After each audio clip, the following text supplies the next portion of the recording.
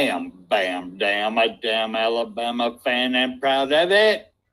Gun Nation forever, brother. Namath again faking, quickly finds his target. Now cuts in. He's at the 40-yard line. He's at the 30. Quick drop throws in the end zone. Each number represents an expectation, a challenge that only a championship tradition can issue. Pressure. Anders hits him. The ball is loose. Alabama, here comes the heat. Cornelius Bennett. Whoa, did he get lit up?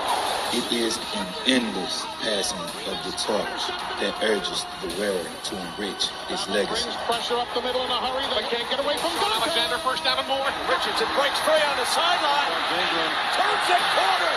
Can you say goodbye? Because at Alabama, tradition is not retired. It is built.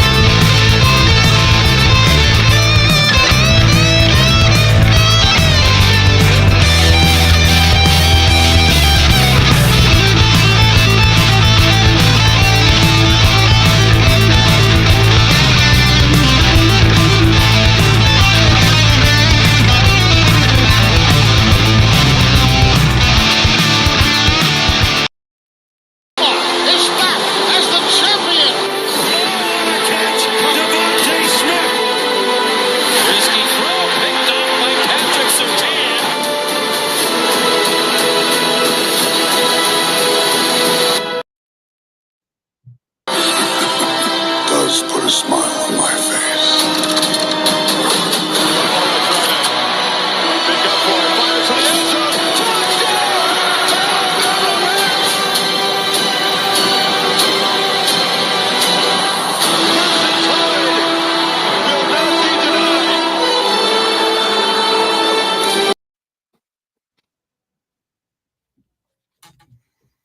Good afternoon, everybody. Welcome to the Barbershop Talk. I'm your host, Van Edwards, alongside my buddy here, Iceman, Icebox. Iceman. Watched Top Gun It's cold. It's cold up here. What can I say? It's not that bad down here. Hey, I hear you, man. It's a little just draggy today. Frosty, foggy and all that kind of stuff.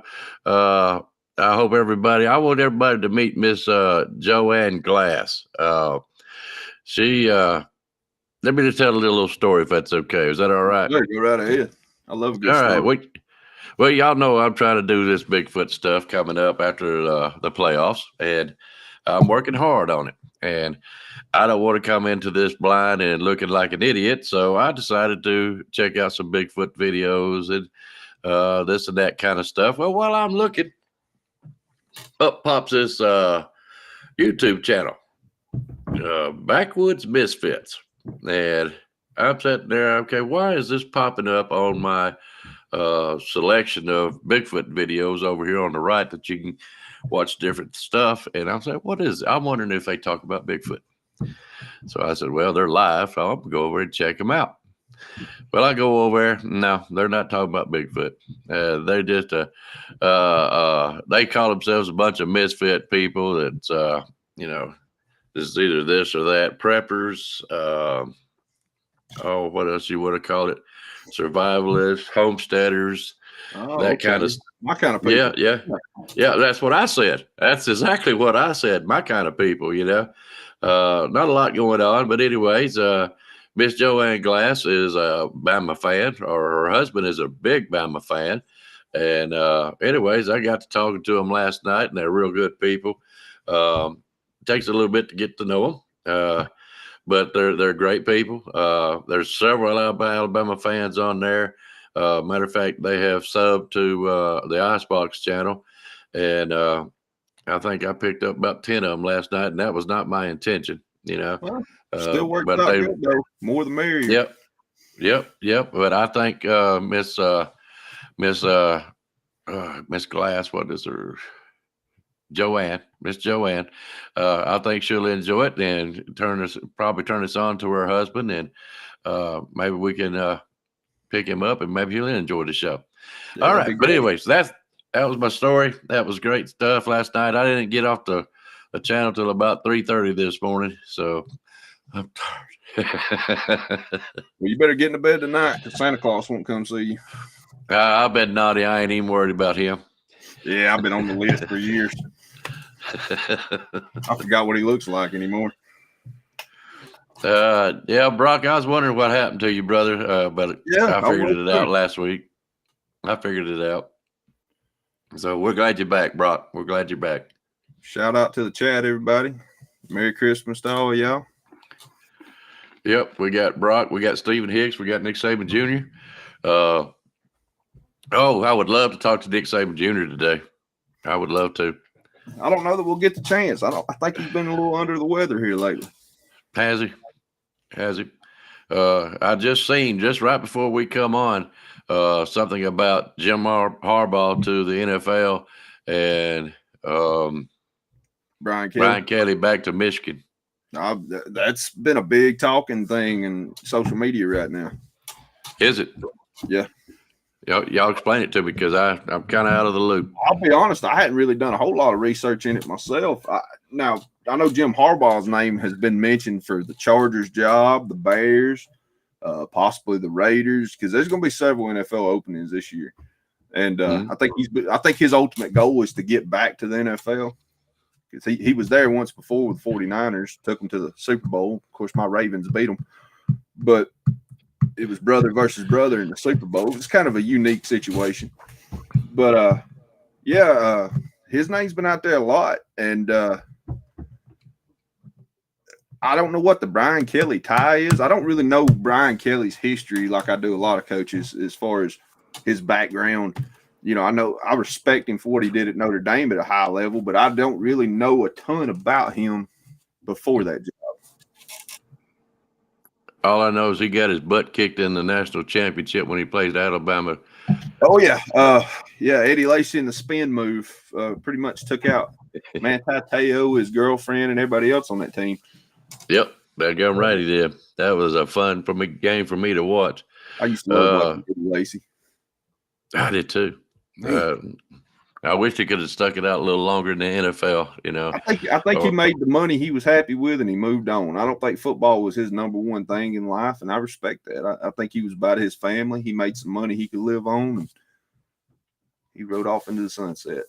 He was a great player, though. He was great player. He was a great player in the NFL for a while, and I think he did all he wanted to. Once it becomes all money and all business, and we're going to see more of that in college football, the way NIL is, guys get burnt out fast. When it's all business and no fun no more. Yeah. Yeah, that's what I was telling them last night on that other channel. The NFL is a dying sport. It's slowly just sinking itself. Remind me to get with you after the show. Give me that name of that channel. I'll check out some of their stuff. Be glad to. Junior is sick. He wants to get on, but hey, I understand, man. It's a bad time of the year. It was bad for me anyways, because family and everything else.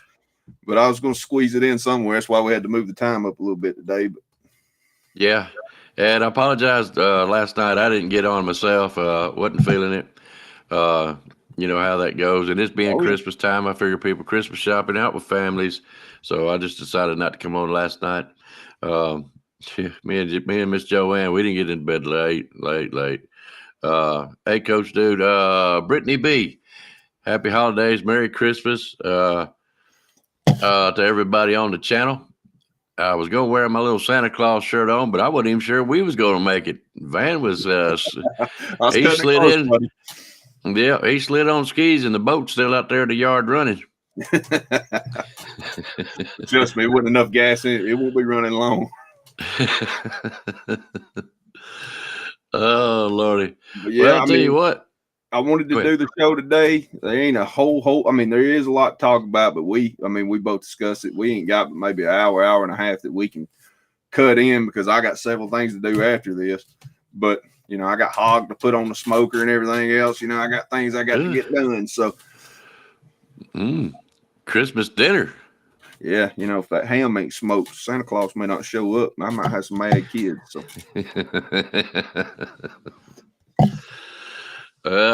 Yeah, you better get that food ready, man. Yeah.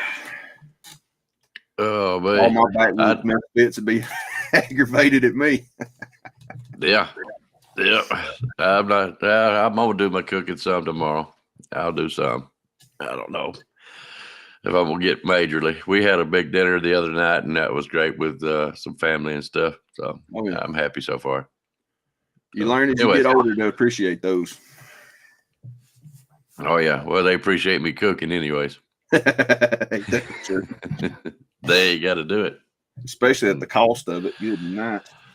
Oh Lordy, I'd hate to know your bill right now with the youngins you and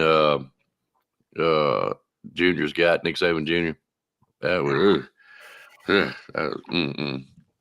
no, my kids are gone and grown. It's not easy right now. I think everybody in the chat knows what we're talking about. The prices, everything right now is ridiculous. Go get you a pack of batteries and see how much they cost. It's just anything. Mm-hmm. Oh, Wendy. Oh, that name sounds familiar from this morning or late last night. If that's the Wendy I'm thinking of, I'm glad to see you.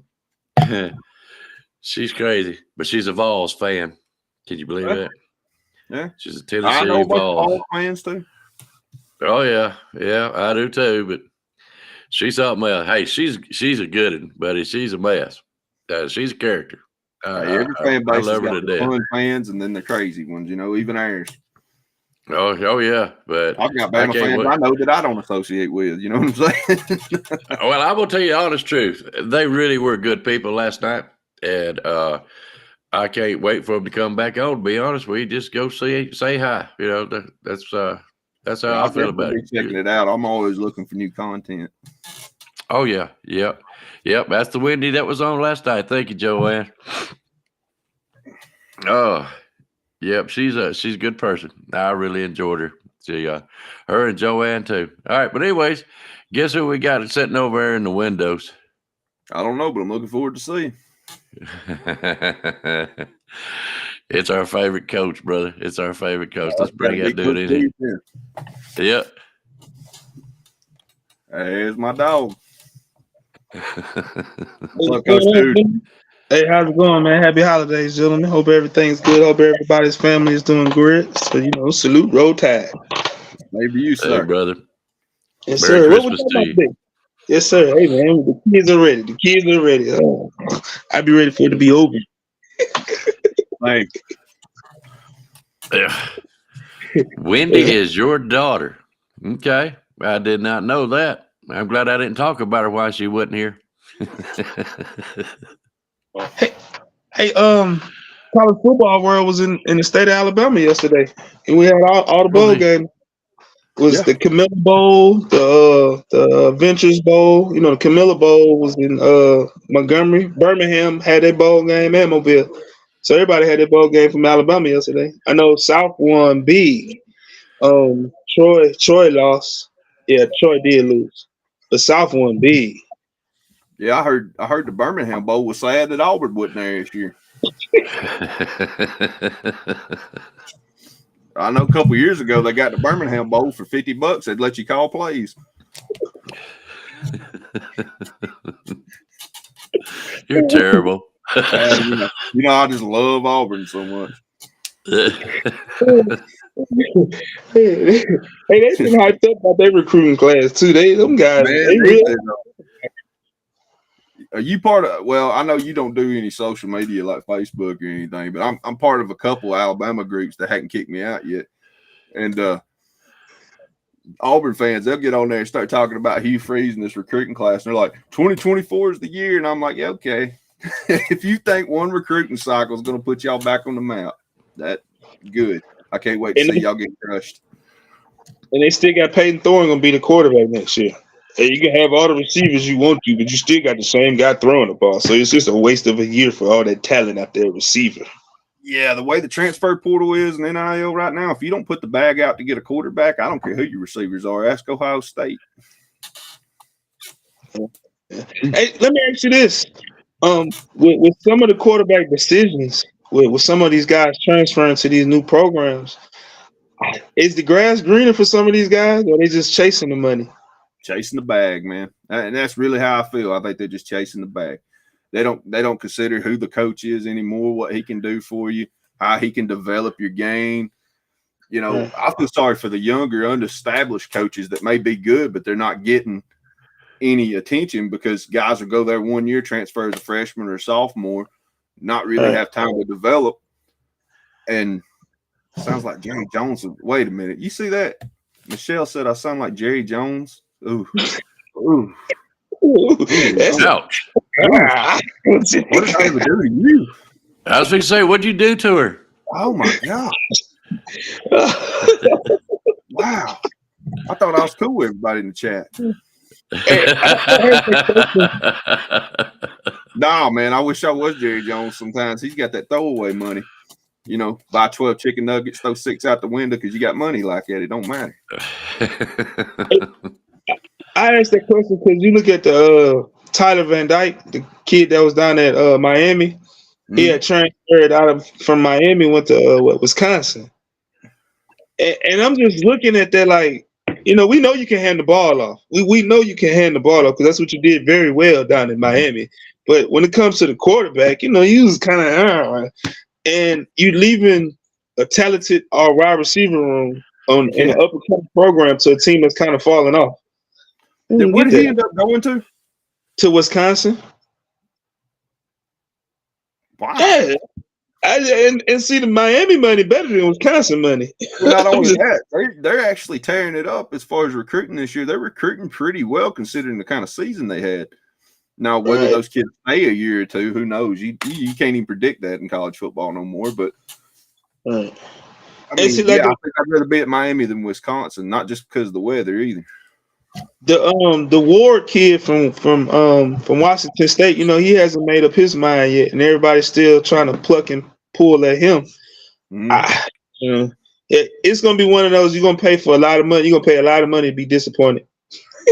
Yeah, pretty much. I mean, he looked mid on his best games this year. Right. I always keep an eye on Miami. I got buddies that were Miami fans, and growing up, they were a huge team. So we don't, you know, I still think like I do when I was a kid, you know, Miami, Florida State were powerhouses back then. So I still keep an eye on them just to kind of see what's going on. Yeah, I didn't think he was that great. You can watch the guys drop backs and progressions, and he may not have a great team around it, but you can tell a quarterback that's got a skill set. And I didn't see nothing out of him that I thought, well, he could be special. And, you know, I could be wrong. I'm not a quarterback evaluator. My job was to go after him. But yeah, I just didn't see anything that scared me about it or made me think, dang, I wish he'd go to Alabama. Right. You see Florida State trying to sue the ACC and all that stuff? Right. You know, I've got a group of teams I can't stand my whole entire life.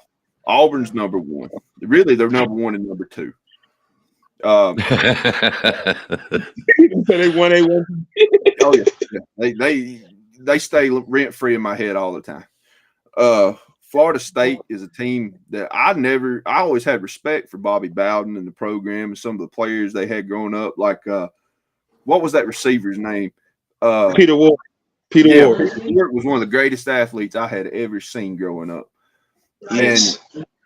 And now I can't stand Florida State now just because of the last month. Just the way their fan base is acting, the way their AD's acting, the way their politicians are acting. I'm sick of it. Quit whining. Stop crying. I mean, You want to go by records and best teams? Honestly, I still say last year, if we'd have got the playoffs, we'd have made it to the championship game last year. We didn't cry about it. We went out, handled the Big 12 champion, beat them around a little bit. Go for the next year. If your program's established, if your coach is as good as everybody says he is, if y'all got the talent, the opportunity is going to be there next year. Chip on your shoulder, go out and prove it next year. Quit crying about it. They act like this is the only opportunity they'll ever get. Well, if that's the fact, it might be. Well, if that's the case, then your team ain't as good as you say they are. But they ain't. I mean, I hate it, but they ain't. I get tired of the whining. I mean, 3 years ago, y'all was lucky to get to a bowl game. Am I wrong? Yeah. Facts. I mean, good Lord. Jimbo Fisher left them in a pile. They were a dumpster fire. So let me ask you this: them trying to force their way out of the ACC conference. I was having this debate with my cousins just not too long ago. I was saying it'd be a stupid move for them because of with the 12-team playoff coming up, and let's just say they jump to the SEC. You jump to the ACC, you got to deal with Alabama, Georgia, LSU, Texas, Oklahoma, Florida. That's a hard schedule to get to the 12-team playoff. Where if they stay in the ACC, you just got to worry about Miami and Clemson, regularly like that. It just, to me, that's they're looking to the future, but they're not really understanding and studying their future if they try to jump conferences. Mm-hmm. No, I agree with you 100%. It's all about money. Right. They're not making the money that in the ACC that they were, or at least they had hoped to be doing. And of course, ESPN and all them, even CBS, they controlled the money. And now the SEC's got a big contract with ESPN. So your teams like Florida State and the Clemsons are being left out. They're not making the money like they thought they were going to. It's been mishandled, pretty much like the Pac-12. And they're wanting to get out. And if they do leave, somehow it's like, I can't remember, it's up in their upteen millions of dollars they have to pay. Million. Yeah, it's like 500 million, like that, right? Because they got to double the. Really worth it? Is that really worth it? $500 million just to get out of the conference? No. But see, this is my thing. I understand the money side of it. I do understand the money side. But if you go back to being a losing program, like how they were, they're gonna lose finances in the stadium and revenue, with jersey sales and things like that. And then also, I just think of, when you get to the playoffs, they're still gonna have to. Their conference is gonna get monies. So that's they're fighting the wrong person. They need to be fighting their conference commissioner. That's what they need to be bickering and being mad at. Hey, well, it's just like a signed contract, brother. That's like Florida State really doesn't have a leg to stand on because they agreed with the NCAA about how this playoff platform is going to work. Yep. That's why they can't do anything because they signed. They're whatever the committee said was the 4 teams, they have to agree with it. So that's why they can't do anything there.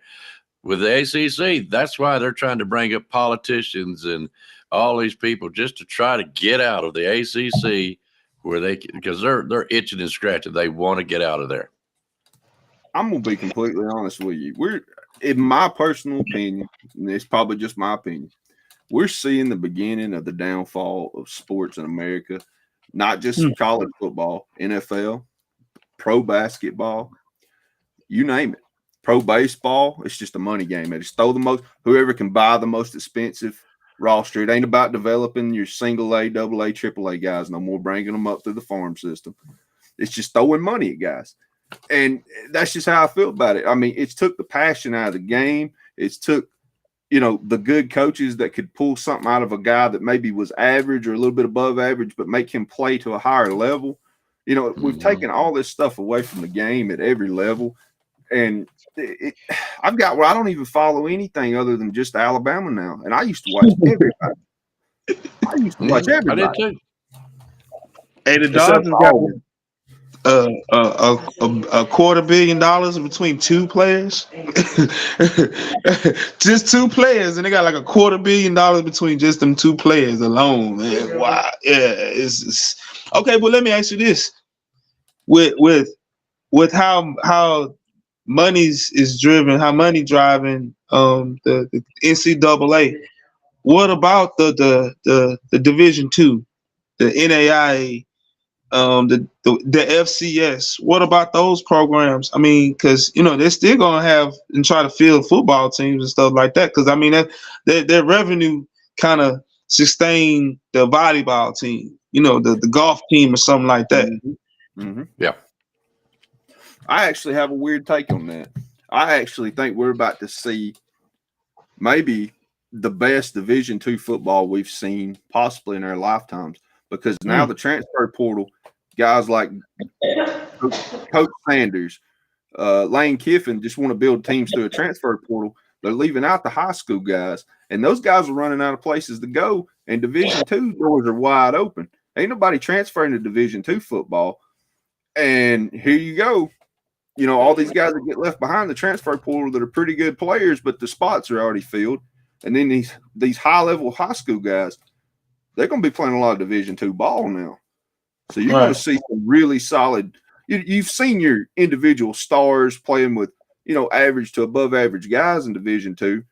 Now you're going to see complete teams, I think, coming in the next few years. Oh, yeah. I think you're going to see some crazy football in Division II. And I'm going to start keeping my eye on it a little further just as an NFL fan to see who's coming out.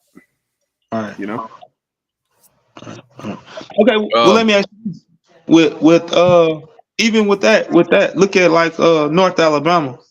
North Alabama was one of those small schools, and they made the jump. Everybody's trying to make the jump too, though, to quote unquote D1 too. When they get a little sustained success, that it's still that double-edged sword. Because I look at North Alabama, and I look at Jacksonville State.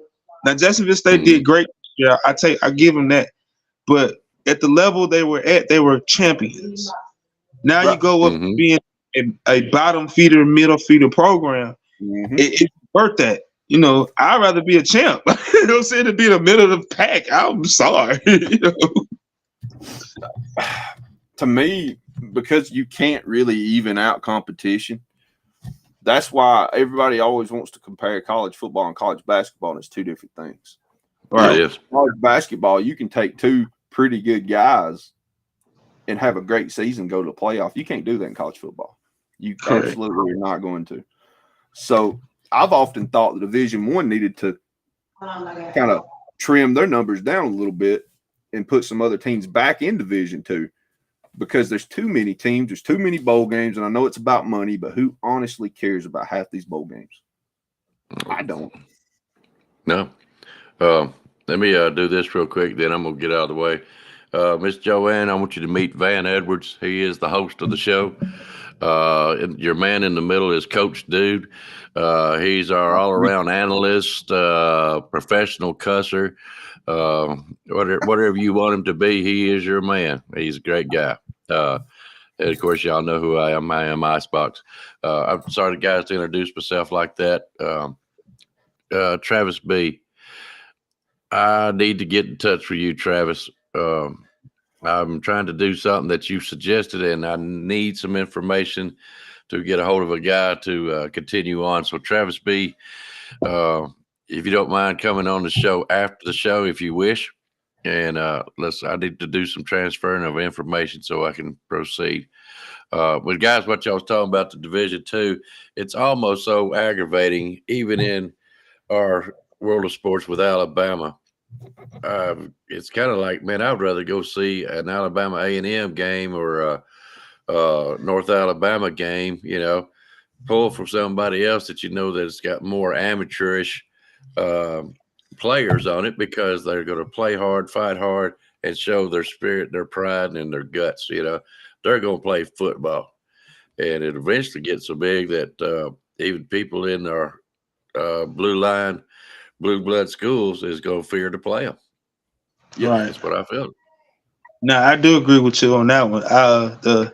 Sometimes with how the money is taken away from the amateur sports all the way down to the high school level, it kind of takes the fun out of it because everybody is their mind frame is different now. Everybody's on the business. Well, what about the passion? What about the love? A lot of that is being taken out of the game because of the further money. I and like I said, I'm not naive to kids getting paid all their lives for their talents, because when you're little, just think about it. Kids get $1 to $5 for touchdowns and tackles or some shit like that. So I've always known money's been somewhat motivation, but at the same time, I understand that it takes the passion and it takes it takes away something from the kid. Because like I explained this year, for my team, I had a kid $100 every touchdown, and his mind was every time he touched the ball, he got a score, and if he didn't get the play call for him, he'd kind of pout. So I was like, hey man, F you, I'm finna, what I'm saying, I gotta win, So yeah, but, in that situation, it ain't the kid's fault, and I know that's what you're saying too, but you're developing a mindset that he'll keep the rest of his life, and it takes away from the team aspect. And to me, that's what's always made Alabama special. And even in today's times of people jumping ship and transferring, honestly, you're weeding out guys that don't want to be part of the team. You're not going to win with a bunch of individuals. I don't care how talented they are. I mean, we've seen teams with better pro-ready NFL talent than Alabama in years past, and we still beat them. Look at 2011, the national championship game against LSU. And look at the players they had on that roster. Right. right. I mean, realistically. And then you go, but okay, so let me ask you this. So let me ask you this question, because you brought up Lane Kiffin. And I'm a very hard critic on Coach Sanders. I'm very hard on Coach Sanders, and that's they're basically building their programs off from that the transfer portal and stuff like that. But okay, but Lane is winning. For now. For now. Yeah. I don't think he's winning. He's stacking his deck, like with the quarterback room. Look at his quarterback room he had this year. He had three Division I starters in his quarterback room. You see what I'm saying? He had a guy that was a damn senior that had 40 games experience behind his belt. And then you look at what Coach Sanders is trying to do, is trying to stack their roster. Okay, so you gotta have something. You gotta have something to make that gumbo mix, to make that gumbo taste good. And I just don't see, I honestly don't see nobody being a heavy transfer portal, quote unquote, coach winning it all like that. No. I just don't see it. Both of those coaches will probably knock somebody off they shouldn't every once in a while. They'll win the upset game. They may have consistently good years, but I mean, if you're not winning your conference after a certain amount of time, you are what you are. And it's not a knock on Kiffin. I loved what he did at Alabama. He sort of opened their eyes to a new way of looking at things. He put his trust in Blake Sims and, opened a lot of people's eyes to what a quarterback could do. We weren't used to it. And if you only followed Alabama, we really didn't know what it looked like. Right. And so, I mean, I got nothing against him, but I just don't think it's sustainable. Yeah, you can go out and get the best quote unquote players in the transfer portal over here, but are they going to mesh? I mean, there's so much on paper. Sure, they're going to be great, but on paper, let's talk about it.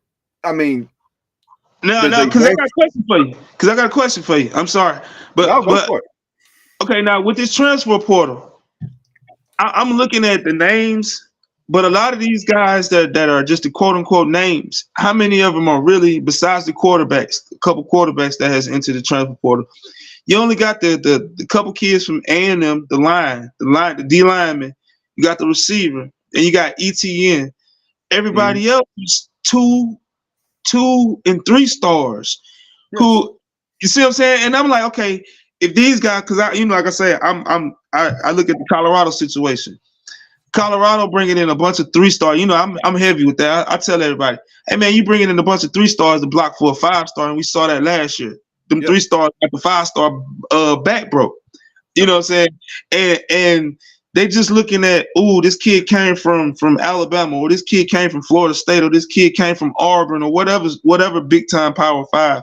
Exactly. But the kid, if the kid is there for 2 years at that program, and if they haven't cracked a 2 deep rotation in 2 years, that kid stars is not adding up. I'm sorry. I'm just being honest. I'm a weird cat, and I like to look at a kid's high school film and study who they played, level of competition. Because me and you've talked about this, like Arch Manning. I think he's a good quarterback. I don't think he's great. I'm not saying he can't develop into a great quarterback, but when you play private school football and your opponents are they're not as good. Right. Your numbers are going to look better than what they are. And, it's the same with the star ratings, because I've seen guys that come out as 3 stars that I thought, man, if Alabama would have got a hold of this guy and developed him in a couple of years, would have been a monster. He's just got a few key elements in his game. And go ahead, I'm sorry. And so I look at a lot of these transfer guys and I try to find footage on them, as I can. And like everybody's hyping up Coach Sanders' lineman guys, and we've talked about it. I've watched film on them. The kid from UTEP, he's got a lot of learning to do. And I don't know how much eligibility he's got left, but you're not going to coach that up in a year, okay? And the kid from UConn, he's slow. He's got bad footwork. He gets beat a lot in hand situations with ends. I've watched it. The kid from Indiana decommitted, right? The what now? The kid from Indiana, decommitted, I think, if I ain't mistaken. That's what I heard too. Yeah, I think he decommitted. I know the 2 linemen from IMG committed. I give him his props when he's trying to work. But at the same time, I don't like. I'm not gonna say I don't like the kid, but I don't like how he was kind of fronting Colorado and then playing games with him like I'm gonna go back to Maryland or I'm gonna go here and then I'm gonna go back to, and I'm like, do you really want that guy? I don't care how good his talent is. Have you not seen guys before that Alabama pursued and they were kind of wishy-washy? And you're like, you know what? I'd rather have a guy that was a star less than him that'll come in and work and wants to be here. Right. And then, excuse me, you got to look at it like this. A lot of them transfer portal guys, they already had their bad habits. And no matter if it's physically or mentally, they got their bad habits. And you're trying to coach that out of in 1 year. And that's hard. And you got to be a hellified coach to do something. You got one. Yeah, man. Well, they putting a lot of that in Warren Sapp and things like that. And we're gonna see, But then, okay, let me ask you this: for the past couple years, in your opinion, what conference has been better, the Pac-12 or the Big 10, Big 12? For me, Big 12. Right. So why I asked that because a lot of people are looking at last year's transfer portal and this year's transfer portal, and they're thinking that that train from Colorado, Boulder is going to come into the Big 12 and dominate. Is that where they're going to Big 12? Yeah, they're going back to the Big 12. And they like, oh, well, they don't play no defense, and they don't do this, and they don't do this, and they don't do this. And I was like, well, Kansas play good defense. Whoa. In comparison to the Pac-12, yeah, they play defense. Because honestly, other than Oregon and Utah, who plays defense? Arizona, every other game, decides to play defense every once in a while. Other than that, who plays defense? I mean, Washington, they're pretty solid on the front line, but their secondary to me ain't nothing. And so, I mean, Kansas State, they play some pretty good defense. If Texas and Oklahoma's there, it'd really be a different story, but they're coming to the SEC. But I mean, now check this out, though, Van. No, because I was having a good debate with somebody about that. Baylor, by the way, Baylor defense underrated. And then look, because Dave Aranda's their head coach. He's a defensive specialist. He's the reason why LSU defense was what it was, and they haven't been the same since he left either. Hey, but I say that I was like, but I was telling somebody, I was like, it's not like Texas was dominating the Big 12 for the past 5 years. These other teams is winning the Big 12. So it's not, I was like, Kansas State won the Big 12 last year with Texas and Oklahoma in the dang on Big 12. So it's not like these other programs are just, Conference USA competition. Oh, and by the way, played the TCU team that beat Michigan in the playoffs and made it to the title game for what it was. I mean, they beat all those teams out for the Big 12 championship. They won't beat TCU this year. They will not beat TCU this year.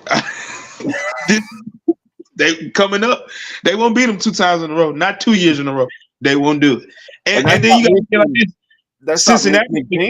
Kansas is really starting to develop players. They've got some great individual coaching going on up there, man. They props to the entire Kansas coaching staff right now, because you know how hard it would be to build a program at Kansas.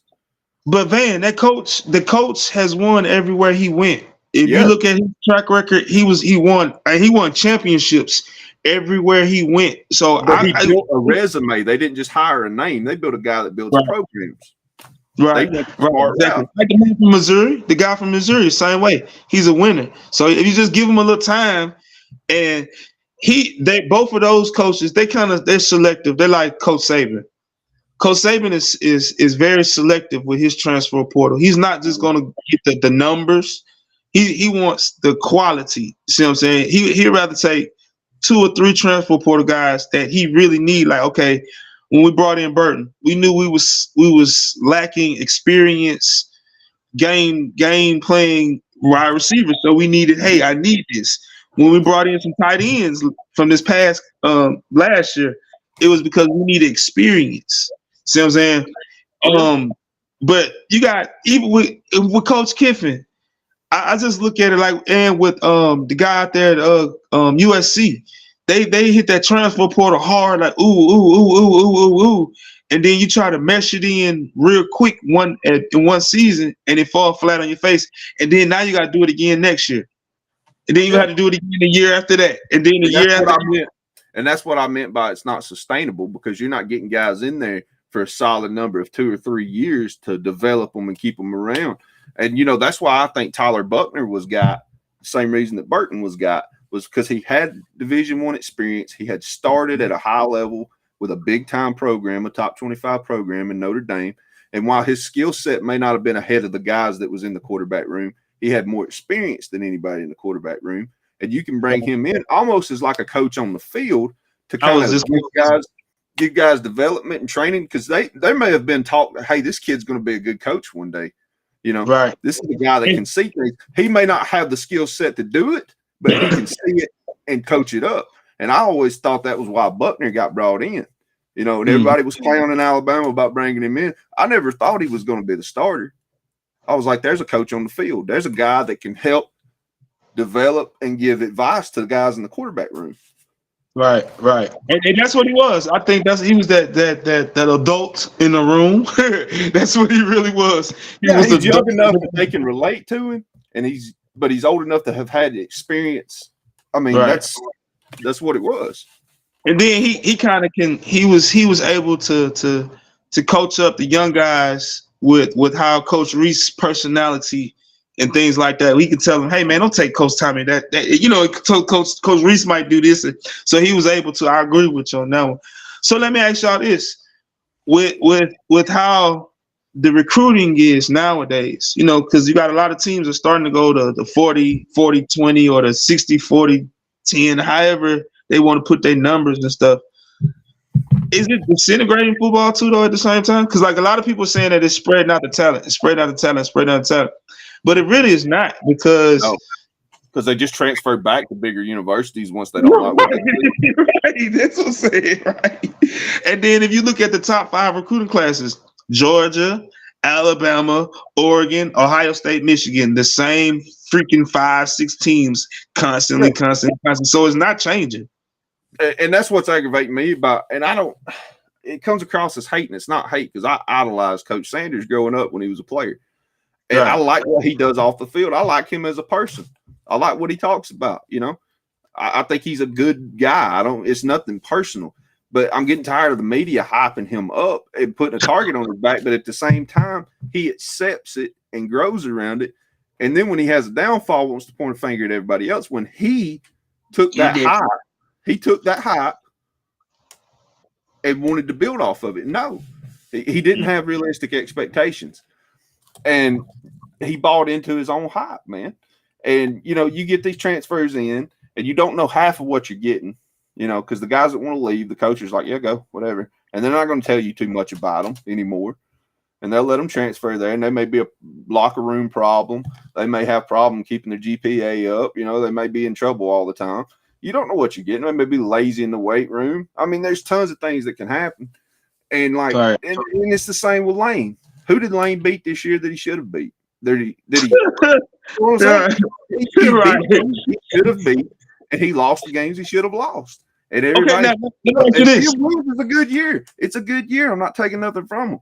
But he lost to the two good teams on the schedule, Alabama and Georgia. Let me ask you this: when it comes to Lane Kiffin, Jackson Dart will be back there. That'll be his third year in his system. They're gonna be scary next year, though. Yeah, and they will. They're gonna be scary. That may be their peak year. But what about the next year when he starts pulling guys in from the transfer that don't have any experience with the team? It's not sustainable. Because, like you said, the top 5 teams that are your 5 ranked teams in recruiting right now are the teams that's had sustained success for 10, 15 years now. Correct. They're consistently 10, 11, 12 win teams because they build a program. They don't just take Johnny come lately out of the portal, have one good year, and then digress and lose 3, 4, 5 games the next year. They're consistent winners every year. They're always a threat to go to a championship. Right. Hey, so did you see ETN transfer to Georgia? That's an interesting pickup. Great pickup for Georgia, by the way. I mean, that kid's a heck of a running back. Great pickup. Hey, I think your boy down there in Napier, man, he not gonna last the whole season next year. No, man. He's putting Band-Aids on bullet holes right now. You know what I'm saying? He's gushing it out faster than he can stop it. And yeah, he's gone. I really think he's gone. But that's sad. It's sad because it's like, okay, man, just 5-10 years ago, we was looking at damn Tebow type shit. They were going to the SEC, going to the championship, things like that, and they have fast. And it's like, okay, as a football fan, as an SEC fan, I'm like, come on, Gators, come on, man. I listen. I need y'all to be relevant. Come on, man. Y'all put some. Well, I know with the divisions being gone now, but I was like, come on, put some fear in Georgia at least. How can that program fall off that fast with that talent-rich area? Same with LSU. Think about it. They were 1A and 1B with us for a long time. True. Mm-hmm. I mean, for a long time. And it ain't because they had a great head coach. Because they ain't had a great head coach since our coach left them. I mean, the guy that was chewing grass on the sidelines and like to fake field goals every once in a while, he cost them as many games as he won them. But he had superior talent in that backyard back there, Honey Badger and guys like that. I mean, he had an entire NFL roster of receivers at one point on that team and decided to run the ball 70% of the time. That's how smart he was. And it showed when he got to Kansas. And they jumped him. I mean, I'm just being honest. I mean, I'm not hating. He went further than I probably ever would as a head coach. But, I mean, he had all the talent in the world and was riding consistent with us. But when it comes down to a pressure situation where a head coach wins a ball game with decisions, he always lost it. The grass didn't taste good. The talent carried them. The talent carried them. And then Ogumbo, what's his name? Coach O that was coaching down there. He was Coach Sanders.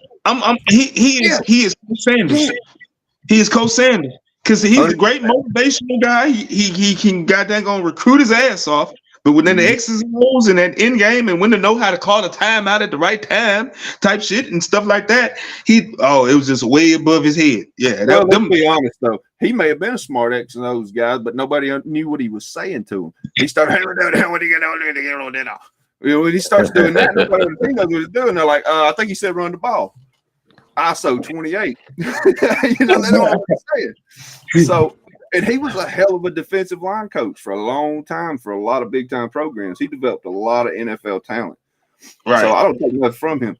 Some guys are not head coaching material because there's so much to being a head coach that people don't understand. It's a 7-day-a-week, 24-hour job. You're a babysitter. You've got to put game plans together. You got to make sure your coaches are on top of it. Their grades are on top of it. Are they eating good? Are they sleeping good? There's so much to being a head coach at a program like that. I mean, it's not for everybody. Right. That's true. What's up, two-time? That is true. So, hey, okay, let me ask y'all a question. I know a lot of people finna start digging into their analysts of the next game coming up. I know we had the little break and stuff like that. So before everybody kind of get into it, does JJ put any fear in y'all at all? Am I being honest? If I'm being honest, no. A little bit. Yeah, that's not my fan goggles. I'm being honest. I watch his film. I don't see it. He's not the first quarterback I ever seen that could run the ball. We got one that's better at it. He's a way scarier athlete than JJ ever thought about being. He's got no deep ball whatsoever. Everybody that plays Michigan tries to beat them with low to intermediate passing, and they're not going to beat Michigan with that because they got good athletes in the box. But if you can test them deep, which is something Jalen Milroe's good at, third in the country yards per attempt at 13.7, he will test your secondary. And when you get comfortable and you try to put too many back there, he will run you to death. He will beat you with his athleticism because they ain't seen a quarterback like him. Not his athleticism, none whatsoever. So, yep. But the question is, he said to JJ, worry you a little bit. No. And I'm going to say this. If you don't think because even Nick Saban Jr. said, hell, he ain't thrown but one touchdown in like the last 4 games, if I'm thinking right. But that stat's conflicted a little bit because they quit passing and just ran the ball against Penn State. Kind of similar against Iowa. It's not that he couldn't do it, it's that they didn't even try it. Well, the kid's got an arm in short passes. Yeah, he can throw it right through a dadgum window.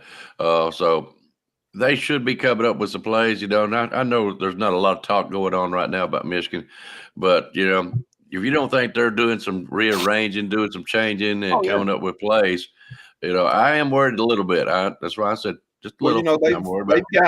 They've had some injuries on their offensive line that they had to shuffle around, and I seen the rotation against Iowa.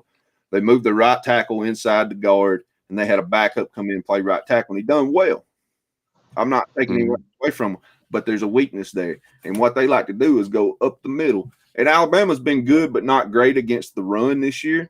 But a lot of times but there again, it's stat related, and stats don't always tell the story unless you watch the game. And a lot of times teams were trying to run the ball because when they tried to throw, our secondary was shutting them down. And so we were playing kind of on our heels a little bit, where if we focus on the run, we will shut you down. Oh, yeah. Hey, I asked that question. I asked that question because, just think about that year Michigan and Georgia played in the playoffs. And the quarterback that transferred out, he was, him and JJ was splitting time that year. And when Coach Khaki Pants finally put JJ in for the whole dang on second half, he was going up and down the field. Now, they weren't scoring points, but he was going down the field using his athleticism. And that's what, because they kind of spread them out just a little bit. They didn't go 4-5 wide, but they spread them out just a little bit and let JJ run. Right. And I'm talking to a lot of Alabama fans. They're like, well, we're not going to do that. I'm like, hey, man, I just don't put nothing past Khaki Pants. That's something I can't put nothing past. I'm not saying that they're going to just come out there and go for 500-600 yards of total offense. No. But yeah, but I just think that, a lot of our fan, because I'm critical on fan bases also. A lot of our fan bases are so naive and they don't understand the opponents that we play sometimes. You know what I'm saying? And I'm saying Michigan's got the ability to run the ball even with those injuries on the offensive line, because we don't have that Quinnen Williams in the middle no more. We don't have that Deron Payne, that Jonathan Allen type guy that's just unblockable. We don't have those type of guys. We've got guys that have certain skill sets. Those guys can do anything. We don't have that type of player right now. And so, we don't have the dominant defensive line that we may have had in, several years ago. But who really can say who really ran the ball down our throats like that? Auburn. But that okay. Now I'm not saying that I disagree with you, but And Jaden Daniels from LSU, by the way, ran for about $1.60 on us, but he won a Heisman and did it to everybody. So I mean, right. Okay, but now check this out. What I'm saying is, okay, well, Auburn was the up tempo. Hey, I'm trying to beat you before you even get set up, so I'm just gonna try to gas you. Michigan doesn't run that tempo. Michigan kind of like to come out the old school, come out the huddle and let the clock run down to 4 seconds before they hike the ball. That's not help Michigan at all. I understand Auburn did it, but see, Auburn, they were a little different because of how they're with their tempo. You know, with their tempo, as soon as they get it first down, they get anything on yardage at all. Sometimes, most of the time, it didn't happen, but. And especially when they break a big run, a lot of their stuff came off big runs. They just didn't really chew on us. They just bust a gas and run big plays. run. And I agree with that. It was big plays. It wasn't like from the start of the game to the end of the game, they were just lining up, punching us in the mouth. 5, 6, They were gapping us with big play. And shout out, by the way, to LW in the chat. I'm not sure I'm familiar with who that is, but welcome. And he's on top of it right now. He's got some great comments. Because he's the one that linebackers are more athletic this year than we've seen in a long time at Alabama. It's been several years since we've had this kind of depth at linebacker. And them and the secondary, the safeties have been coming down and making a lot of plays, against the run. And now one thing, Michigan, like Blake Coleman, they some little guys, man. They're not big at all. How you kind of watch a game and you be like, all right, man. Or you see the highlights and you might see big runs. But when you see them coming through the tackles, I'm like, hey, man, they might be in trouble because of their size. I understand their line is big, but their running backs are not big at all. They're some little guys. And, we talked about Michigan's deep. Oh, go ahead. Well, you just about hit it right there. LW is one of the guys that I met last night on that channel I was telling you about. So welcome, LW. Yep. Shout out to him. Does the defense for Michigan worry y'all any at all? They've got good players, and I think they've got a good coach. I do. I think they got a good defensive coordinator. I think they got a good linebacker coach. I question their secondary a little bit because they ain't been tested, not in the deep game. We've talked about this. But they've only played 2 teams this year that make an effort to use a quarterback in the mobility in the game plan. And I ain't just talking about busted plays. I mean, like actual design quarterback plays. They played Northwestern and Nebraska. That's the only 2 teams that try to do that. And their quarterback ain't on our level. All right. And I'm rocking that Milrow jersey, by the way, right now. Yep. Yes, you are. Hey, I'm more worried about their offense than their defense. I'm sorry. That's fair. Are you? So you think we can run on them? Yes.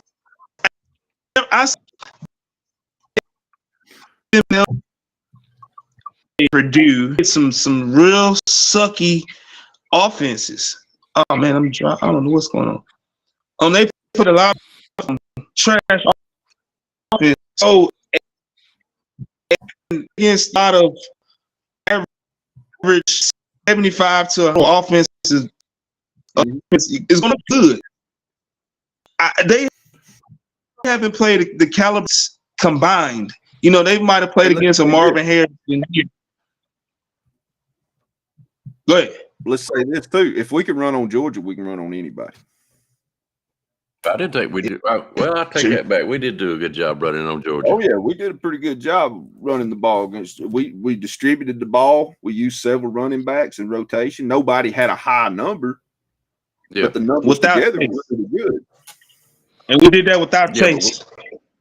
Exactly. Yeah, we all agree since the beginning of this year, we're more of a team. You were saying that a while ago about we got Jonathan Allen and stuff like that. Mm-hmm. That defense is a team.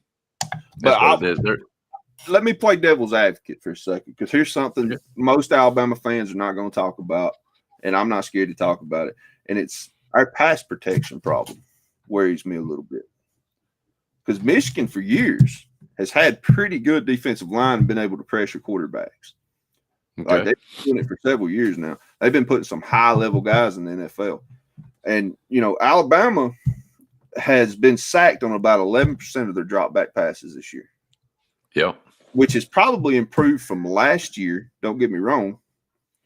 But still, 11% of our plays that we drop back, there's a sack. It's one of the worst in the FBS.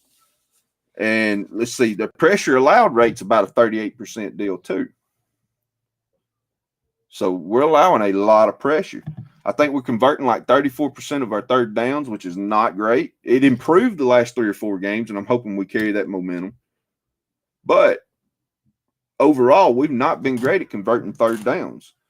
And Milroe gets sacked on nearly 20% of those passing downs on third down, 3rd and 5+. Yeah. So there is an issue there. I think it's actually the worst rate in the FBS as far as drop back sacks. So I do worry about a problem all year long. Oh, yeah. And it's not just the offensive line, because as much as I love Milroe, I think his rate of letting go of the ball from snap to throw is about 3 seconds on average. Mm-hmm. You can't do that all the time. You're going to get yourself in situations. Mm-hmm. A team brings the house and you got 5 guys blocking. You got to get rid of that ball. Sometimes you got to throw it out of bounds. Well, that's what I'm kind of curious about. Everything is being focused on Michigan's offense. I'm just kind of curious about their defense themselves because, like you said, we've been suspect in third downs and getting sacks, taking too long to make the decisions, and then that's just the way they are this year. And that's why every game I'm gonna give them X amount of sacks because it's probably gonna happen. Mm-hmm. Two-time. I gotta say this. I don't mean to break the conversation, but I thoroughly enjoyed seeing what two-time looks like. I no longer have to worry about going out with a Bigfoot camera getting a blurry image of two-time. He's a great guy. I really enjoy two-time. Have you watched Michigan a lot this year? Either one of y'all? No, they don't care. I don't care nothing about them. They got two pretty good edge rushers, Jalen Harrell and Derek Moore. They're experienced, good defensive ends, edge rusher hybrid kind of guys. They're pretty deep on their defensive line. They rotate a lot. But the linebackers are their linebackers are okay. I mean, if they were in the SEC, we wouldn't be talking about them being like in the top 6. Right. But their line injury, they look good against Iowa, who has an okay defense for Big Ten. But they swapped some players around and they did okay. But ever since the Ohio State game, they're only averaging about 250 yards of offense solidly since then. That's a concern. That should be very concerning for them. They were saying JJ was hurt also. Because talking about their good edge rushers, we got some great ones. I mean, Braswell and Turner, good luck to you, especially if you've got a guy that hadn't played a lot of ball on that tackle side over there. It's going to be a long day for you. I talked a lot of cash money about Dallas Turner, and it's like every time I cuss him out, he makes like 5 plays. So I'm going to be cussing him out. You know what Dallas Turner reminds me of? J.J. Watt. Every time I heard about how great J.J. Watt was, I'd watch a Texans game, didn't see him do nothing. The next week, I'd see his stat line. He backed down 10 balls. He had 4 sacks, 10 tackles behind the line. So, it's one of the things, if I ain't paying attention, he'll make a play. If I cuss him a little bit, he'll make me Exactly. Well, how many highlight reels have you actually seen with Michigan's quarterback, J.J. McCarthy? I remember one. I don't remember no bunch of dadgum highlights coming out of Michigan at all. How they stayed number 1 and number 2 all year long, I don't get it. I don't see the attraction. I don't see the I don't see the concern. That's what I'm getting at, which kind of worries me a little bit because I don't want Alabama going in there lackluster, kind of like and having like an Auburn game, And need to be prepared. Nick Saban Jr. said it in the chat, and I agree with him. Their defense looks good because they play offense. They can't stay on the field. You know, their offense is stretching drives and running the ball, putting together 13, 14 play drives, eating up 6 to 8, 9 minutes on the clock. Well, yeah, your defense is well rested and ready to come out. You know, Milroe may bust a 75-yard throw, second play of the drive, and our defense is right back on the field. So, you know, that kind of helps your numbers when you're not seeing as many snaps on that side of the ball as Alabama is. Well, I remember the Godfather SEC come on here, and he said something about that Georgia, by the end of the game, was throwing up in garbage cans. We were wearing them out. And, you know, as much as Georgia would like to say, well, if we had this much time or whatever, any of them, if they had more time, you'd been throwing up more in the garbage can. Well, Alabama is wearing folks out on the trenches. What's the old Vince Lombardi quote? If ifs and buts were candy and nuts, we'd all have a Merry Christmas. You know, if you had more time, if you did this, doesn't matter. What was the result? What y'all think about the other game? I'm starting to lean towards Washington a little bit more and more as days go by. Oh, do explain. Why is that? Hear this. Yeah, I do too. And the reason why is because Michael Penix is an experienced fifth year senior quarterback. Mm-hmm. All his receivers are juniors and seniors. They have a very experienced team. Mm-hmm. Texas, they even though they've been winning, and I know they beat us, but they have been up and down all year long. Yes, they have. One thing I saw, because I watched them a couple games this year, and they brought some pressure to Bo Nix. If they bring some pressure to Noodle Arm and Quinn Ewers, and you know, I don't trust him. I don't trust Ewers either, man. If he starts getting hit, he's Glass Joe, dude. Mike Tyson's punch out, he's Glass Joe. He's gone. And now you don't have Malik no more. So now you got an unproven arch throwed out there. That's earn that NIL bag real quick. That's it. And then I just think with how, like I said, that last Oregon game, well, the first Oregon game really impressed me. That first Oregon game really impressed me. I know everybody's saying, well, Oregon should have won, but shoulda, woulda, coulda. It is what it is. But for them to have experience, and then their defense is experienced too. I'm just looking at that's the one thing I've been noticing too. I've been watching a little bit of Washington tape too, Coach Dude, and they were more physical than Oregon, who was known under Lanning for their physicality. They were out physicaling Oregon. So Texas, to me, is not a physical team. They've got a pretty good defensive line. They're secondary suspect to me. And I've watched it all year, and where you've seen Alabama grow and get better as the weeks go on, Texas seems like they digressed in the middle of the season and were clawing back to get back to where they were towards the end of the season. And yes, I know they blew out Texas Tech. I don't really care about that game because everybody else would have blew them out too. And if we can contain their defensive line, which we had trouble with against them the first time we played them this year, if we can contain their defensive line, we'll beat them. So, and I think we'll beat them by more than, a few points. But see, one thing that gets me with Washington quarterback Michael Penix, he don't hold that ball. He's on time with it. He's kind of like how Tua was with us, with the timing routes and things like that. And if that helps the pressure. And we know their D line is very tough. I get their D line is tough. But if I'm not holding the ball and I'm getting the ball out of my hands, that means that the D line will be ineffective. See what I'm saying? And then plus they have a good their running game is underrated. It's very underrated. And that's why I'm starting to kind of lean more towards Washington a little bit more than Texas. I would love to see a rematch, but I'm looking at something different now. You hit the nail on the head with the experience of the quarterback and the receiving core. And dude, Michael Penix Jr. don't get talked about enough because he don't try to do too much. Right. His numbers aren't overinflated because he's out there playing hero ball. He does what it takes to win, but he knows when to step back and make the easy throws and keep the drive alive and stuff like that. He don't get enough respect for the knowledge he has for the game and reading the defense when it matters most because he's not going to turn the ball over. You get what I mean? Like, he's not going to go there and try to chance it with the throw and inflate his number. He'll throw it out of bounds before he takes it. Right. Yes. He'll throw it out of bounds before he throw it into that daggone tight window. I agree with you on that. Now, question. Because, we talked about Lane and winning the real big game.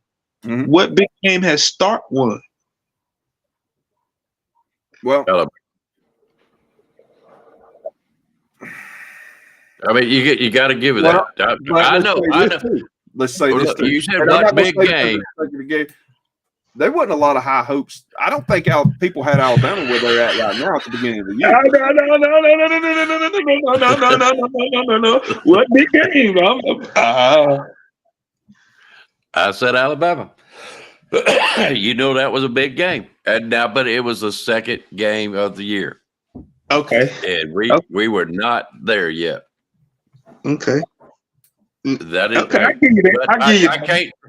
I can't name another one. I'll be honest with you. I can't because they have rode that wave all year freaking long. I want to highlight a Nick Saban Jr. quote in the chat here. He said Washington is going to have to run on the perimeter against Texas. I don't think they have much success running up the middle on Texas. I agree with that. And if they can spread them out by running to the perimeter and then spreading them out with their receivers, which they could do to probably anybody in the country, yeah, look out because you want to beat it. Well, look at Alabama for several years. If you could get a quarterback to roll out of the pocket with their athleticism, take our D-line away from us, we've lost against several quarterbacks that could do that to us over the years. And Penix is fast enough to do that too. I mean, he's not the super athlete that a Milroe is, but he's smart, he's mobile enough, and his arm's deadly. He can make that window throw anywhere on the field. Man, that's a tough matchup. It really is.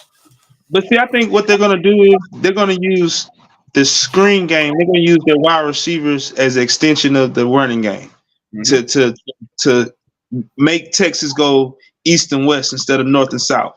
And if I make Texas go east and west, they got I'm talking about a huge shot. That's like I said.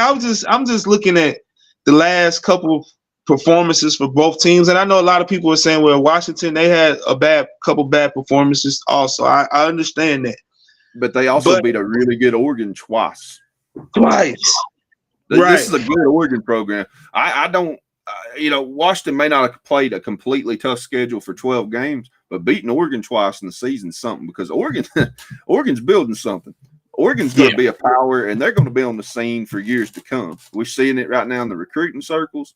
They're getting transfer portal. They're doing good. They may not be getting the transfer portal numbers that Ole Miss and, Coach Sanders are getting because they don't need them. They don't need that many. He's doing what Coach Saban is doing. He's picking up the pieces that he really truly need. Right. He's very selective. And I give Coach Lane a lot of credit. When you pick up a rental quarterback for this year with Dylan Gabriel, plus you pick up 5-year guy, another quarterback with experience, just like Nick's that has been in a program for a long time. You're not getting some new guy in there that's a great athlete, a great quarterback, but he's unproven. No, you know what this guy is. He's bringing experience into the room. And then you get the Moore kid from UCLA. So you got your now and you got your future. So he's doing a hell of a job out there. Yes. Now I kind of think that they wish they could have kept the Pac-12 together because going to playoff and I know Washington and I know Oregon's get cold. I know it's snow. I do know that. But going to Ohio and going to Michigan and going to Penn State in the wintertime is a little different. It's a big difference. That ground is hard. That football is a brick trying to catch it. Then but I for some reason, man, I just think that a lot of people are already saying Alabama versus Texas, and I'm kind of like, hey, pump it on one team. And Noodle Arm only won one big game too. Okay, we can give him Alabama. But everything else he hasn't really, been impressive. He hasn't been impressive. No, he hasn't. He hasn't been consistent. Mm-hmm. Which is why his name is not out there like some of the other guys. Coach Dude, I'm sorry. Coach, you saying all this, let me ask a question then. Yes, sir. If Alabama, I say if, I'm going to say when, just like I said against Georgia, when we beat Michigan, who do you really want to face do you want a revenge game against Texas? Thinking that you're a different team, you can win, at least in our minds as fans, or do you want to play perhaps maybe a more epic game with Washington? From a fan aspect of it, from a shit talking aspect of it, from a lot of my subscribers aspect of it, I would love to play Texas again. Oh God, please, football guys, please make that happen. But honestly, from a matchup standpoint, I would love to see Bama versus Washington because of the athletes and the receivers and the offense they got, and we saying that we have one of the best defenses, especially with our DBs. That'd just be a match made in heaven. Then it's East Coast versus West Coast versus down South. You see what I'm saying? So, and then with Washington, it's kind of a new blood. Even though they've been to the playoffs before, they haven't been to this talked about status in a very, very, very long time. And I just think with Texas coming over to the SEC, we're gonna see this. We're gonna see this. We're gonna whoop on their ass a lot. So from the fan point, like I said, I would love to beat up on Texas, but it's something about if we play Stark again to where I'll be more cautious. I'll be more a little timid than playing Washington. See, I won't be timid playing Sark necessarily because we got the GOAT. And I mean, good luck beating him twice in 1 year. Oh, yeah. And furthermore, the development of our team just, I put a lot of confidence in our ability to play Texas a lot better the second time around. The Washington game would be epic, by the way. Would love to face a Michael Penix Jr. and see what our secondary looked like against their receiving core and see what we could do, what Steele could draw up as far as putting pressure on a Penix who can get rid of the ball quickly and efficiently. That would be fun to see because I love the chess matches, between big coaches. Exactly. That's what I'm looking for. Mm-hmm. Mm-hmm. But the same with Sark because his ability to read your defense and draw up a game plan as well, because, I mean, he's an offensive mastermind. It's fun, man. Either way, I'm happy, to be there. It's so great to be back, in the playoff. It's so great to be SEC champion again. When so many people had wrote us off, we've seen the best of Saban coached Alabama teams, and we're never going to be upper echelon again. Well, we're back, and the Empire. We are. Dark Vader, just saying, Dark Vader. Hey, the Empire is always striking because the Dark Vader character kept on going. I'm just saying. The Empire Strikes Back. Hey, it just has been a revenge tour this year. It's been one of the funnest years as an Alabama fan I can remember. As Alabama fans, we are so used to playing in big games and having success and celebrating championships that sometimes we take it for granted, sure. But watching the development of key players and the team overall and the coaches in the booth, especially a young guy like Tommy, develop and grow as the team went further into the season, and to have the lowest of lows like Texas and South Florida and have the highest of highs like Georgia and the comeback win against Auburn. And, games like that, man, I mean, what a freaking season. It's been one for the books, man. For a fan of football, you can't beat this season. Y'all made me realize something the other I think it was either the last Sunday or Sunday before that with Charlie Strong. I honestly did not remember. It blew my memory that he was on the analytics staff. He's not with the player developmental staff, but he's on the analytics staff. And I'm like, we got hope that we develop him because I don't think Steele stays there that much longer. He's the next man up. Steele's never sit at the program alone. Right. He likes to build them up and roll out to the next one. I think he's just like Saban's mindset. He loves to build a program and see if he can build another one. Saban got comfortable. He's enjoyed himself, and he's built the greatest dynasty in football history, so he stayed for it. Alabama is his home. Still, on the other hand, being a defensive coordinator, he's going to move on to another challenge. That's what he does. I mean, look at his consistency with being at teams has never been long because he likes to build a program and move to the next. He likes a challenge. And to me, my hopes are that Charlie Strong's in development to come in and take that role because I loved what he did at Florida when he was on their staff. Yes. I did too. If Texas had been patient with him, they would have been back sooner. Yes. And I still believe that. They were getting key guys. They were starting to put guys back in the NFL again because Texas had fell off for about 6 years. The last outs of Mac Brown and some of the other guys, they weren't putting out that big-time talent anymore. He was starting to get those guys. He just couldn't get the unit to play as one, and they didn't give him enough time. And so I have high hopes that he can do good on that and move up into that defensive coordinator spot because when he was running that Florida defense, they were killer. They were killer just like Alabama was killer. We were 1A, 1B on defense back then. They were right there with us. And that was some of our better defenses too. Exactly. That is true. I just look at that because I was just thinking, like I said, when y'all mentioned that, I don't know if it was last Sunday or the Sunday before, but I know somebody mentioned. I was like, dang, he on the analytics staff. I was like, wow. So that's why we were making because I was talking to my uncle the other day about it. I was like, man, Uncle, I was telling my Uncle Jack, I was like, man, Uncle Jack, that's why we're able to make so many in-game adjustments and halftime adjustments like that. When you got a coach of his caliber just sitting with the headsets on. You see what I'm saying?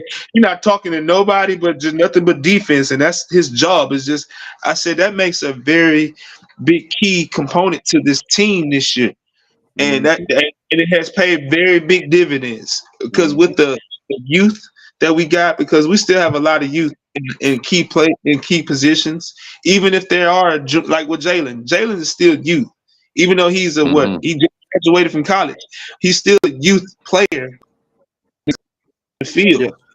Youth, we've got some good coaching going on. A lot of teams like Colorado, they need to take example of it. Hey, you need some coaches. Yeah.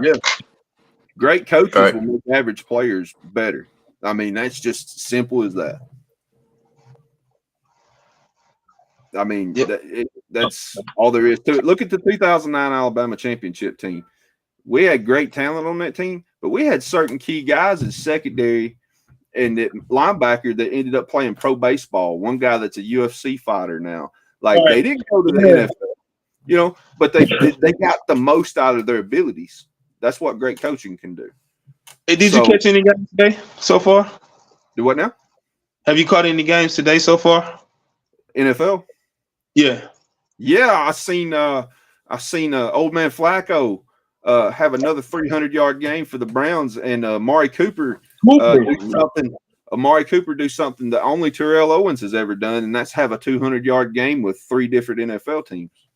Yes, that man went for 250 yards today and 270. Hey, the Cowgirls. We talked about it the other day, man. Amari Cooper, to me, is still the best route runner in pro football. I still think he's the greatest route runner in pro football. Well, right now, yeah. But I'll give you that because of his of all time. I'm not saying of all time, but like a Jefferson, guys like that, they're good route runners, but their explosiveness and their speed and everything puts them over the top. Where Amari's, he's not a 4-2 guy, but his route running, he will cut you and be gone and be open. And that's where and the same with another guy that played for Alabama that's at the Jaguars right now. What's his name? Riley. He's another great route runner. Right. Yeah. He just got caught up in the gambling. He got caught up. He got suspended for gambling. That's what killed him off last year. When me and you went live on your show last Sunday, and we were comparing greats and who you would rather have, and Jerry Rice got brought up, that was something I mentioned, was the fact that he was not the fastest guy on the field, but his route running ability was second to none. Hey, they had to be listening to us. They had to be listening to our show had to be hit the airwaves of somebody, because we was just speaking about that last Sunday night. Yeah. And what they were doing all week this week, they were debating on the wide receivers, and we were just speaking about that. That and was by the way, running backs too, and we covered that as well. Yeah. There's been several high-profile podcasts and shows covering that, and I thought the same thing. I was like, man, somebody heard us somewhere.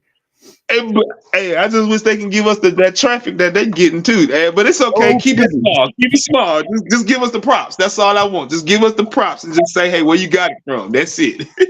Hey, I'm gonna tell you right now, I'll take the traffic. I'll take the traffic. I'll take all of it. I love it, man. I'd love to have more people to come in and discuss different things with us, man. Me and you could chop it up with some different people and have some discussions, because I had so much fun on your show last Sunday. Was it Pacino that was on there with us? That was great, man. He was bringing up some things I didn't necessarily think about for his arguments. Right. I love stuff like that. Make me think, make me doubt what I've said, make me second guess what I've said. I love stuff like that, man. We're going to have to get together and do another one like that, a whole show like that. I sat back and I was looking at, I said, man, hold on. We was just, and because it slipped my mind. But I was like, man, we were just having this damn debate, and now everybody, and it was. I can name you 3 shows right now that had that debate this week. Whitlock, who I don't watch very much, but I'll catch some of his small clips that hit like YouTube Shorts or whatever. Right. Coach JB's show had the debate a few times this week.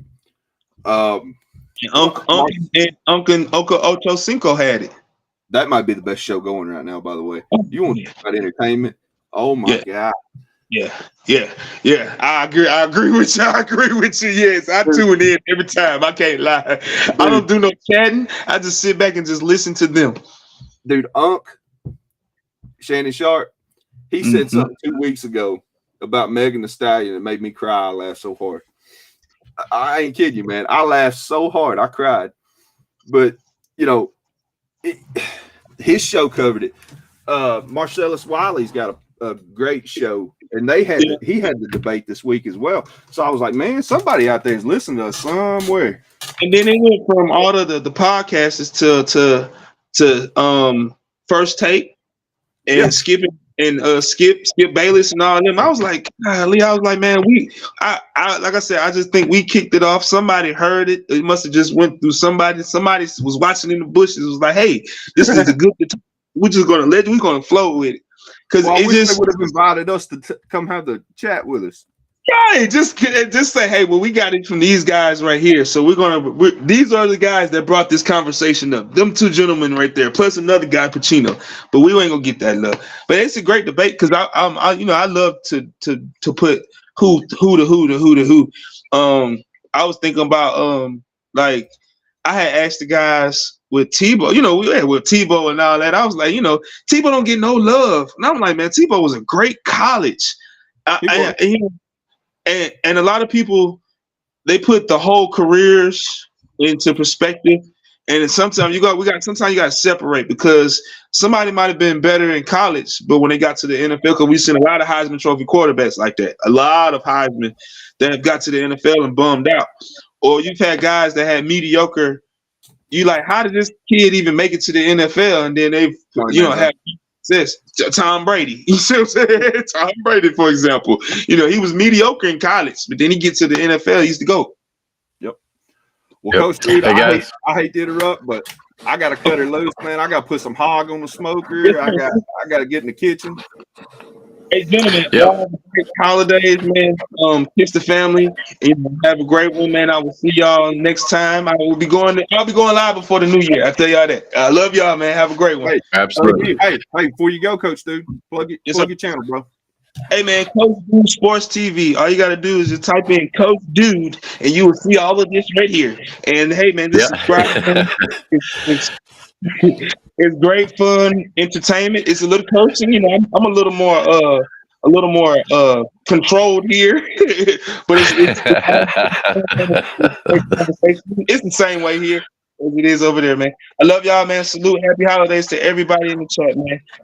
Merry Christmas to you, Coach. Merry Christmas, Coach Dude. Thanks again, man. I love talking to you. Yep, always.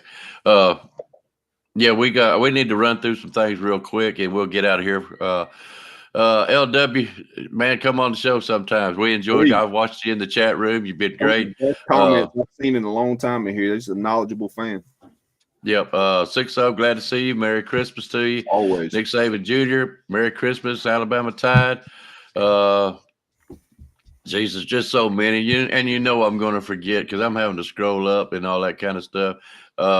Travis B., are you still here? Give me a yes or a no because I need to talk to you. But if you're not, that's okay. I'll catch you another time. I still got some time. I am working on that show. I've told you. So I think it's going to be great stuff. But anyways, it's been great today. I'm a y'all fan don't of forget everything you do, Icebox. I know this is going to be good. Hey, I'm working on it. Yeah. Hey, I can't wait to show you the intro I'm going to do on it. Speaking of, you know what I'm got planned. So anyways, oh geez, I done lost my train of thought there for a second. Tuesday nights, don't forget to catch the Horsemen. That's a great show. They don't need me on there, I'll tell you that. But I love them guys. They're fun to watch, and y'all don't forget to catch them 7 Central, 8 o'clock Eastern. By the way, Dick Saban Jr. said something about catch one of his videos that he done yesterday. I believe he did. It's a great video. I seen it. That was great. Everything Nick Saban Jr. does. That's my information source. Well, yesterday he was putting down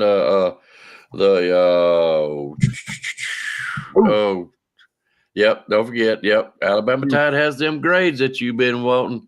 I've been asking for them because if you've seen in the chat Tuesday night, I was asking again. I was like, I want them great. I love that, man. It's one of my favorite things I've seen anybody doing content out there do because he's consistent with it and you can see it on the field. And you can watch for those certain guys that he graded out. If you watch the next game, you'll see why he graded them the way they did. Fantastic work. And that's one of the reasons I did not come on last night is because I didn't want to be tempted. He's done that. Spencer's all fired up about it too, and I think William is, and I knew you were. So I've kind of kept Alabama. I've had to keep him at bay because I know how Alabama Tide is. He'll start doing it, and it's just great addition to the Tuesday night show. Guys, we are going to get out here. We enjoyed it as always. I am your co-host, and I apologize for using my intro. I was going to do a show last night and talk myself out of it. Man, so, I don't care what intro we use. I just chomping at the bit, get ready to talk to somebody. Let's do something. I don't care about all that. I'm always glad to see everybody in the chat, man. This is my hangout. I am too. Yep, mine too. Matter of fact, guys, if you want to, we've had several new people tonight. We had Miss Joanne Glass, her daughter. And I believe it was Outdoor with Matt and LW. These are the guys I met last night or early this morning. And they were great people. They really were. And they wanted to come check out the Alabama channel that we do. And, if this show ain't your flavor, Tuesday night's a little bit different variety. But it's a good show. Of course, I do crap on Saturdays, but we have fun. So anyways, go check them out if you want to on, I'm going to have to use the channel that I found them on. I believe it's called the Backwoods Misfits. They're just a bunch of guys and gals that get on there and talk about anything. I'm glad you mentioned that because I gotta subscribe and check them out. Yeah, they're good, and they like to promote the lesser known channels. I mean, that's one of the reasons they're here too. But I think they would enjoy some Alabama talk, so they showed up. Now I'm glad they did. We appreciate them. Hey,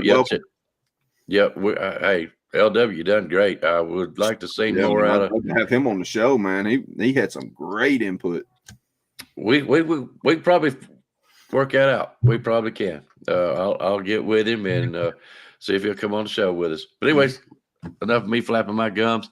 Guys, have a Merry Christmas. Yes, please. You and your families out there, thank you for supporting us as always. We appreciate getting to talk to all of y'all. We love seeing y'all in the chat and interacting with y'all. And have a Merry Christmas. And a safe one. All right, guys, we're out of here. We're going to leave out with a bear. Y'all have a good night, and y'all be nice to one another because old ho-ho's watching. And by the way, Coach Dude, that that little hooty hoo comment kind of reminded me of Gomer Pyle. I just didn't want to say it while he was here. Y'all have a good night. Here comes the bear. Merry Christmas to y'all. We'll see y'all Tuesday. Y'all have a good night. Now, let's see. There we go. You've got to be better in all three areas of life, which of course are spiritual, mental, and physical. You must be able to discipline yourself. If you don't learn but one thing out of football, it'll be worthwhile. There's certain sacrifices that you will have to make. There are going to be many sacrifices you have to make in later life. To fight. Oh, I don't mean fist fight. I mean to get up and come back and get up and come back and get up and come back again after you've been knocked down. And that could happen to you in later life. But if it does, you're going to know how to handle it. There's no one that ever has or ever will accomplish anything alone. I've read about self-made men. That's Tommy Rot, as far as I'm concerned. I don't even know how to define intangibles. And I know that if you learn these lessons, you'll have it. And if you have it, you'll win, and you'll be better prepared in those three areas of life that we've been talking about. That there are going to be times for everyone that you're going to get discouraged. But if you never lose sight of your objective and never give up on yourself, if we do that as a team, 11 at a time, 4 years from now, why, we'll be walking out of here